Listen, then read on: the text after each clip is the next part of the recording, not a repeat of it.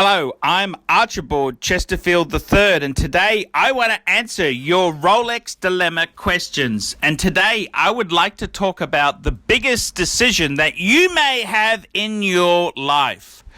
The Rolex GMT ceramic versus the Rolex GMT pre-ceramic. That, my friend, is the eternal question for happiness and life fulfillment. And I've got to tell you, in recent years, the Rolex GMT has exploded in popularity.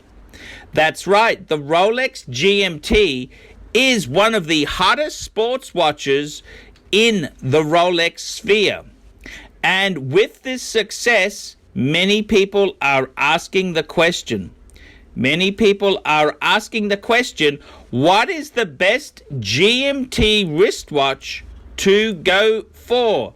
Do you go for a ceramic model or do you go for a pre-ceramic? Pre-ceramic, for their bezel itself there, it uses an aluminum bezel. The aluminum bezel itself replaced the original bezel, which was Bakelite. The Bakelite is a form of plastic which was brittle and prone to breakage. So they moved to aluminum, the wonderful joys of metal alloy, aluminum. And what happened then is the aluminum itself, it was very popular. Very, very popular until the days of ceramic. So the question is, my friends, do you go aluminum or do you go pre-ceramic? That is the eternal question. For happiness fulfillment, you need to answer this. What do you do? This is a very tricky dilemma to have there. And the answer is, there is no easy one-size-fits-all solution. This is tricky. This is Richard Nixon Dickey tricky stuff. This is very, very tricky. So let's answer the question, what is the greatest way to go? So I would start firstly by saying one of the all-time favorite GMTs is the pre-ceramic. We get something called the PEPSI. The PEPSI is called the PEPSI for the blue and red bezel on the GMT. This is the classic icon. Rolex has immortalized the PEPSI by releasing it only in ceramic in 18K white gold. Big bucks. If we want the PEPSI look, we got to spend the money, the moolah, the cash, the bitcoins. So the PEPSI has gone through the roof. The pre-ceramic aluminum PEPSI have that look without the excess and without the delicacies of 18K white gold for a lot less coin. The aluminum bezel was available in a few variations. There was black. There was PEPSI, which was the blue and red. And there was also the Coke, which was red and black. So there were a few clear choices in the range there.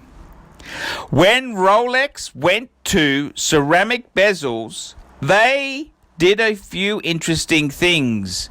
They released the stainless steel version of the GMT They released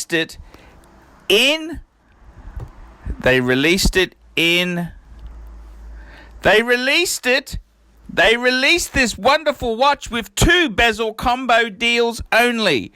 You could get this piece in black or black and blue, aka Batman, the Batman. With that foul corporate sweep of the fountain pen, the previous model became a huge collectible. Pepsi, Coke became the hottest property on the market. When buying one of these pieces, you've got to be a bit careful. Was it originally sold as a Pepsi, or was it a Coke, or was it a black?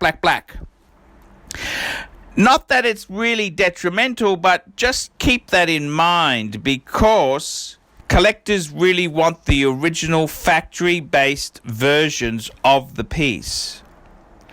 The Rolex GMT itself there encompasses quite a few models. You've got the Rolex GMT, the Rolex GMT2, you've got plastic versions, sapphire versions, pre-ceramic and ceramic versions. There's so many damn choices. That leads us to the next version, which was the ceramic version.